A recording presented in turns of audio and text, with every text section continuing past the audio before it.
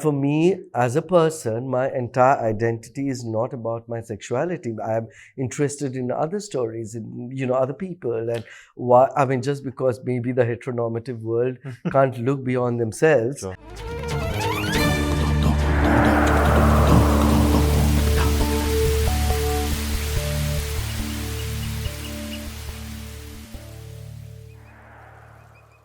TWA Podcast, ladies and gentlemen. This is where we try and go behind the thoughts that animate the actions that create the arts.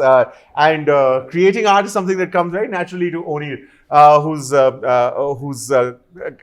agreed to join us. Thank you very much for your time, Onir. Thank you, Shah. We, of course, I personally have been a big fan of My Brother Nikhil, of course, which the world has seen, but also the fact that the nuance of music is something that you have understood so beautifully. Basik Pal remains one of the most underrated soundtracks with one of KK's nicest. How important is music to your oeuvre? I was just telling someone that I always am envious of painters and singers because it's like I wish I could.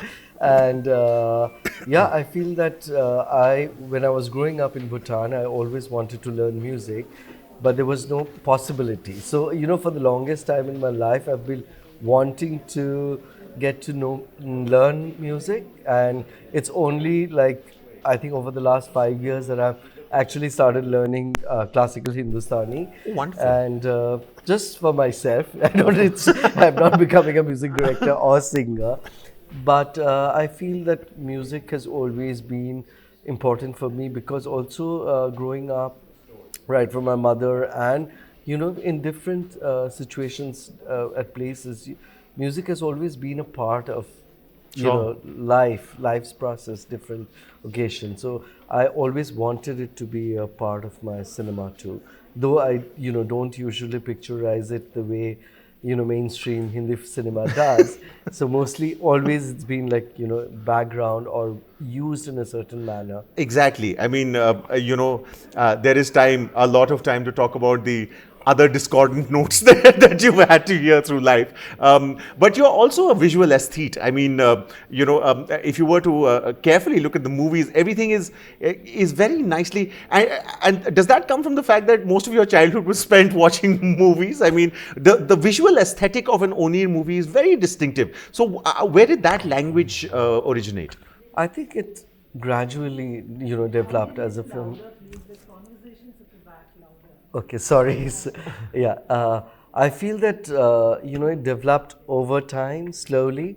It was not something that of course, one has been a student of film and arts. I love paintings and all that, but I didn't realize that I was developing a style of my own till I think when I was shooting my third film, and my assistant, she said that, I noticed that you like taking shots in a certain way. And very often I would have characters looking into a water body.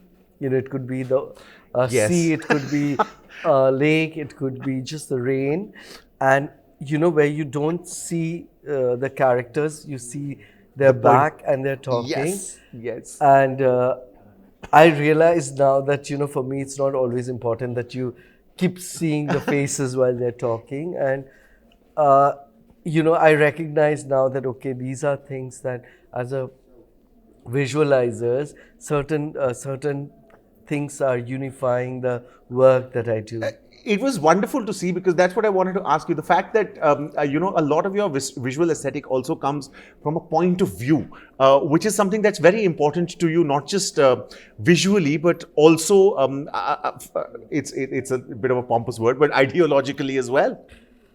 Yes, I feel that also, I think before becoming aware of the queer gaze, I was actually thinking constantly about how women are, for example, portrayed in cinema. And probably that also came to me because my elder sister, with whom I co-wrote the book, and she's a film editor, she used to always have this conversations after every time we would watch a film. At times she would be really upset about the way the women characters were not only portrayed but also shot.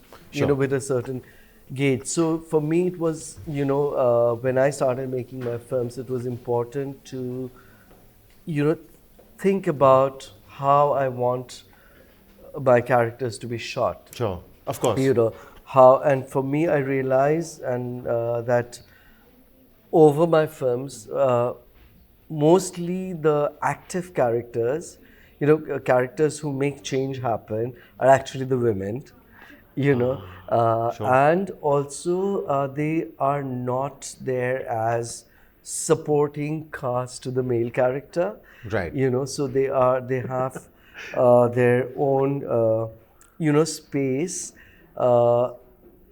It must have been very difficult to try and explain that to mainstream Bollywood. How was that experience getting people to actually work with you?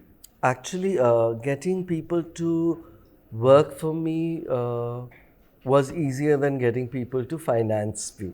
You know, were two different things, because actresses especially used to always get excited. They're like, okay, here is a role that is not, you know, the gauge is not a very male patriarchal gauge, and also the woman characters had lots to do, you know, so they were more excited. But when it came to financing, there would be always men holding the Purse purse. strings. And you're like, Of course. okay, you know, I remember the first film I was working on, which I was not even the director, I was the song director, was a film called Daman, which was directed by Kalpana Lajmi, and the theme was about marital rape. And I remember I was trying to help her distribute the film, and when I would go to meet distributors, they would say, "अच्छा, खाली एक ही rape है, वो भी husband का और थोड़ा," you know. So that was the mindset. The discomfort was very evident. Yeah, you know. No, also the mindset. Sure. That for them, for the audience, and I think for the longest time, the way Hindi cinema, Indian cinema also largely has portrayed violence against women. You know, even right from the fact that how films glamorize eve teasing, molesting, you know, that you molest someone and she will at the end of it say yes. You know, so I feel that it kind of also triggers of behavior which is so problematic. Also, I think the whole thing about the social responsibility resting with the victim bit that you sort of, you know, took on quite squarely in that sense. But also the fact that you got someone like a Juhi Chawla, and of course Sanjay Suri seems to have walked the talk and, and continued that association with you. You know, the whole cliche that we see of them looking for different roles so that they can be artistically fulfilled.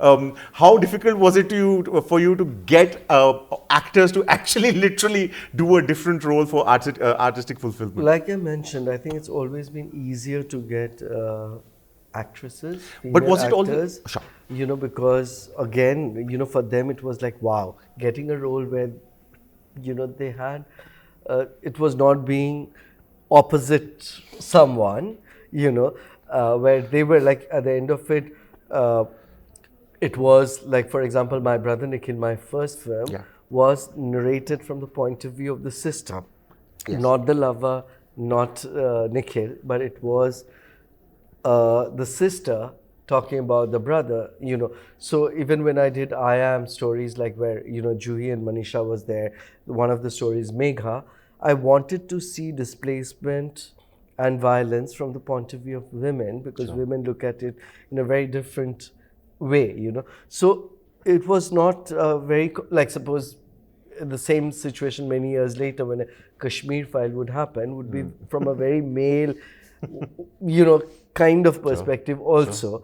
Whereas I think the approach to Megha, which was also talking about displacement, was very different, you know. And I feel that that is how a lot of actors that I've worked with, you know, men mostly, who were always, it was not like the mainstream heroes that came jumping, because they would not want to do what I do. Exactly, but people who have been known, like Rahul Bose, Sanjay, they've always done films which are not considered absolutely mainstream. There's also, a lesser known, maybe relatively lesser known aspect of your filmmaking, which is that of an editor. I mean, the the editing of Bhoot, and the fact that you actually edited My Brother Nikhil yourself. That's where the real art of storytelling lies, in how you represent the story and where the cuts have to be made. Where did the editing journey start? And Actually, when I always wanted to be a filmmaker, but when I was trying to figure out how, I decided to, I got a scholarship and I went for film editing to Berlin.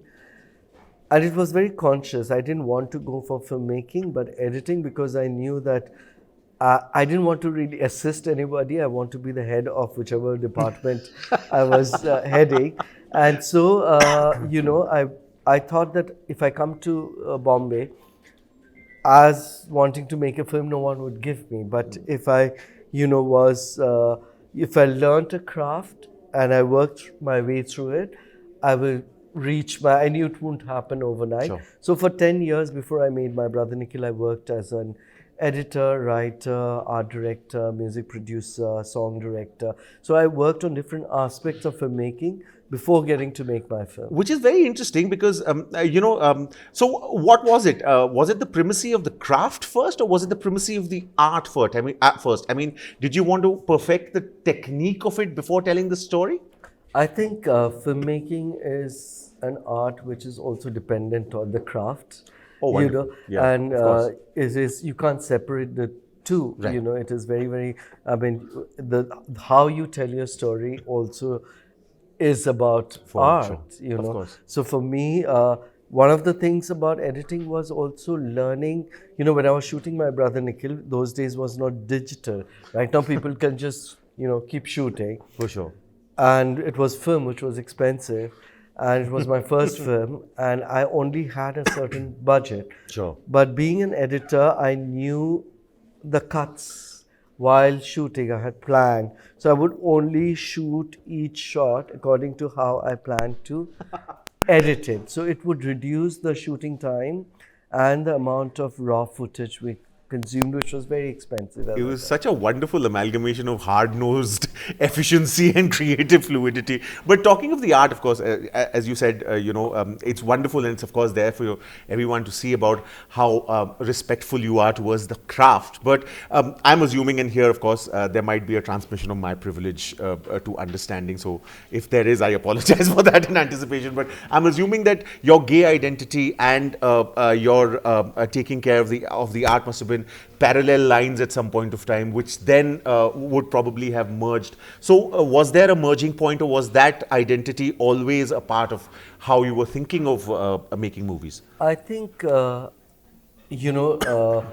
also, has the stereotype notion Exactly. that if you are gay, the only stories that will interest you is queer stories. And My Brother Nikhil became accidentally my first film. I had written other scripts before, which were also too provocative, and people, didn't finance. And ultimately, we produced My Brother Nikhil ourselves, because it needed lesser budget. But, there will be people telling me, oh, Onir, I'm making your kind of film. And I'm like, don't, let me make my kind of film. And I don't know, very often, even when you are anywhere, they will say that, oh, but, you make, I'm like, my last film, for example, was a heterosexual love story. Sure, absolutely. And for me, as a person, my entire identity is not about my sexuality. I am interested in other stories, in other people, and just because maybe the heteronormative world can't look beyond themselves, Sure. that doesn't mean I can't look beyond myself. And sometimes you feel irritated, but at the same time, I'm like, it is also, I've always been proud of who I am, Sure. and I feel that the queer gauge that I bring into the stories has always been there. Sure. And it is, and that's why I feel that it's so important. Just like, it was important, and it's important for more women to tell stories, because everything is seen from such a patriarchal Sure. Male perspective. Similarly, I feel we need more queer, out and proud queer people telling our stories because, of course, you have closet people telling our stories, but someone who can't even say I'm gay or I'm lesbian does not deserve to be behind the camera to tell that story. Sure. Does it sometimes get exhausting to have to constantly sort of debunk, explain, etc.? Because it's very convenient to put things in boxes, is it not? I mean, there's the fact that there's a certain way that gays have been portrayed, the way they're supposed to act, and all through decades we've shown our misogyny, as you said, patriarchy, our narrow-mindedness, and that's become a bit of a social norm in that way. Does it get a little exhausting sometimes? Even like yesterday, I think when we were at the session, there was someone who stood up and said, "Oh, it seems to be gay, so much fun. You have so much of sex. So should we turn gay?" And I'm like, turn gay because there's more sex? And your answer was wonderful, which was that the answer to that question that Onir gave was, I think sex is great. Everyone should have sex, which I think is a wonderful answer to give, because I don't think sexual identity would have anything to do with the act or the pleasure of it. But there would be like constantly, like for example, on Twitter the other day, I was just talking about like it really doesn't matter to me if it's Muslim, Hindu rights, Christian rights, Dalit rights, LGBT. What matters is at the core is human rights, and I will talk about anything where I see, And someone said, "Oh, I accept your orientation, but when it comes to social security and national, threat to national security, we need to keep that in mind." And, my answer was, "Thank you. I also accept your sexual orientation." and I don't understand how my sexuality can be a threat to anybody's society's existence or national security. All the honey trap stories that we hear is between a man and a woman. Sure. So does it mean that you don't have heterosexuals in the forces because of that? There seems to be, we're in the year 2023, and yet you are having to answer these questions. Is there questioning in your own head about why? The other day, like it's been I think a week, and I was all packed to go to the Bhopal Literary Fest when I'm told that there will be a protest and people might try and attack you, and the police can't provide you security. That has actually made me feel sad that in 2005, when I made my film My Brother Nikhil, when we were criminalized by law, it was perhaps one of the first mainstream Hindi films to have a gay. I didn't need protection. I was not banned from going anywhere, And so many years later, I'm going for a discussion about a book when we are already decriminalized by law. And, in 2018, the Supreme Court said that history owes an apology to the queer community. And I feel that every day the society owes us an apology for the way we are made to feel, be it, judge being denied, being elevated to because of his sexuality, with one of the most ridiculous reasons that he'll be biased. If you are someone who is sensitive to women's rights or environment or Dalit right, does it make you a lesser human being? And does it make you less? You should be actually happy that the person is sensitive and that person will be fair. So this is this is what I feel. The more we claim our space, the more the resistance from the cisgendered Sure. What are your views on social media and its role in the whole? I don't know if I have a right word for it, but I'm sure you understand what I'm asking. I think everything has positive and negative. There is a lot of hate which is difficult at times to deal with. It affects people's mental health. It is it is stressful, but at the same time, it's also like when I look at some hate messages that I get, right from you should be beheaded, and your father is, how could he have given birth to a person like you, and all kinds of really horrible things. I think that, okay, there are, you know, 80 people sending me love and maybe 20 people hate. So why should I be focusing my energy on that hate? I rather celebrate the love that I get. So, I generally try and look at everything with that. Sometimes it does, become easy to sort of fall into the victimhood bit of it. But you've literally, walked the talk as far as the responsibility of art is concerned. Especially in a field where, oh yaar kya hai, entertain karo yaar is the thing. Have you faced a lot of that? I'm told by people sometimes that, you've done all this and now why don't you do something which is, Masala.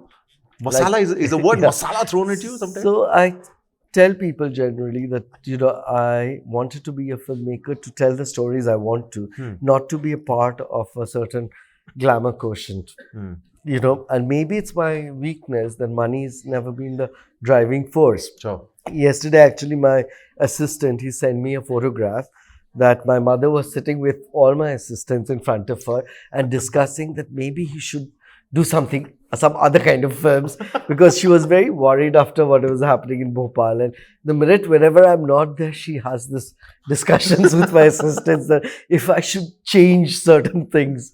So it was kind of funny.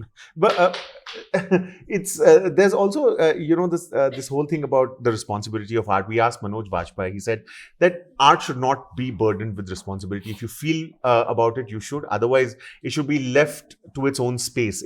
Or words to that effect. There's also other people like Akwasa Padamse from the theatre field who said that, of course, if you're telling a story, it is incumbent that responsibility should be fulfilled. What are your views on the responsibility of art? I feel, when people also say that, cinema is apolitical, not responsibilities, I feel that it is their own fear of the use of the word responsibility, because there's nothing apolitical. Today when you're making a hardcore, quote-unquote, masala commercial film, it is taking a point of view. How a woman is being portrayed, or how someone from the minority community is being portrayed, be it in a comedy or whatever, quote-unquote entertainment, it's a certain point of view that's being promoted that cannot be without responsibility. Today, if you say that, when you're looking at a film like Kabir Singh, and you see how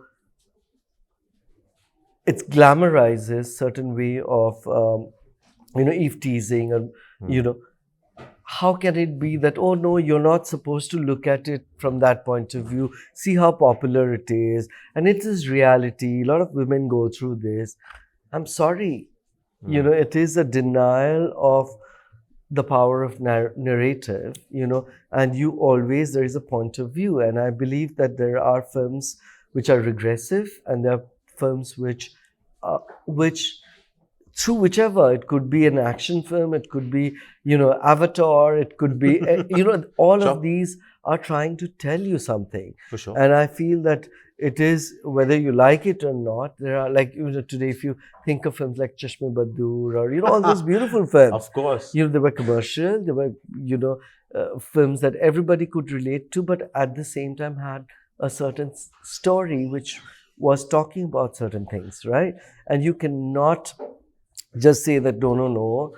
It's not about whether there has to be responsibility or not. As a person, how you live your life, how you treat another person, anyway reflects that. And that will also reflect in your art. I think the respect bit of it, isn't it? Yeah. The other word, of course, that I'd like to ask you about is courage, which I'm sure must be thrown at you quite often. Do you wear it lightly, or does it annoy you just a little? I don't know. When a lot of people tell me, even when this Bhopal thing happened, everyone is like, do you really want to talk about it?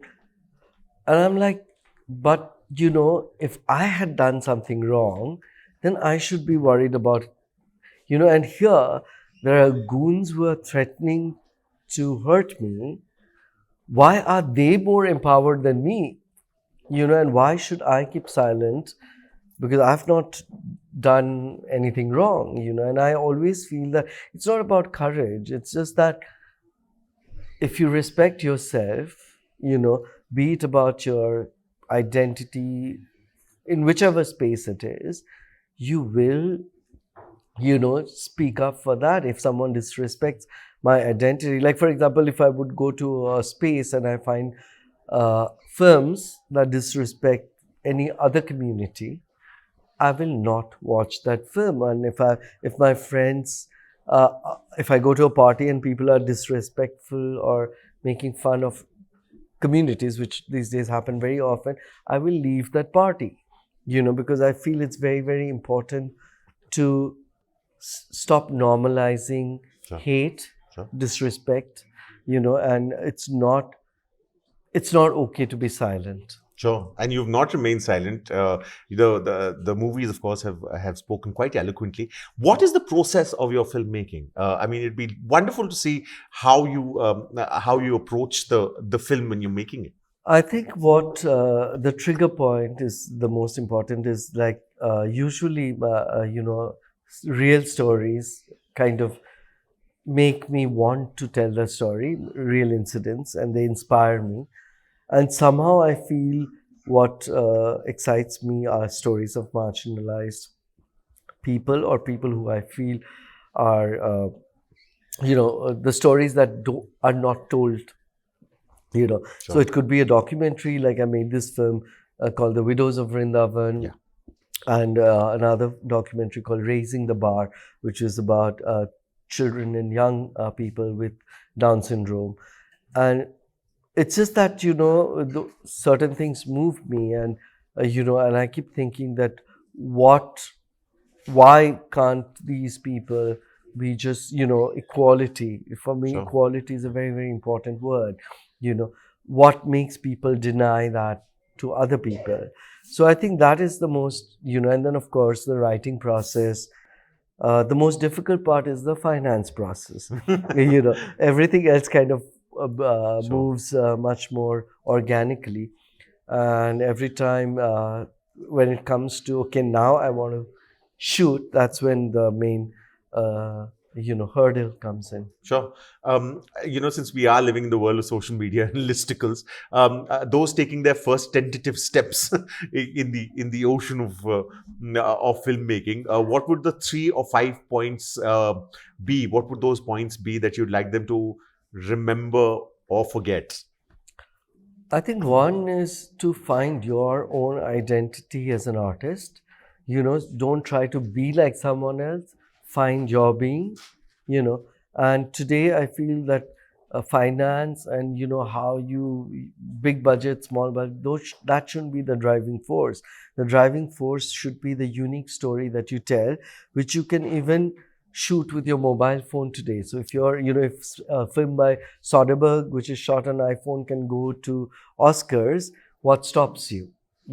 So don't look at those excuses. If you have a good story, today with digital media, find people who, like for example, when I made I was not getting traditional finance. So I went on to social media, and it became one of the largest crowdsourced and funded film till now in India, Absolutely. So I feel that you have to have that conviction for the story that you want to tell and bring in other people who believe in your dream. But first, you have to have authentic dream, not a borrowed dream of someone else. That's wonderfully put. Don't have a borrowed dream. I guess I'm going to use that word again. The courage to dream is important to take those first steps. Onir, with a few thoughts that you might want to chew on, because that's a lovely meal, a first step as well. Onir, this has been absolutely wonderful. Thank you so much for your time and for sharing so generously in your thought process. Thank you, Shartha. This, of course, is the Teamwork Arts Podcast. If you want to know more, all you have to do is follow us on social media, and then you'll know. Thank you for watching. This is the Teamwork Arts Podcast. If you've enjoyed this podcast, subscribe to our channel now. We have a new episode out every Friday.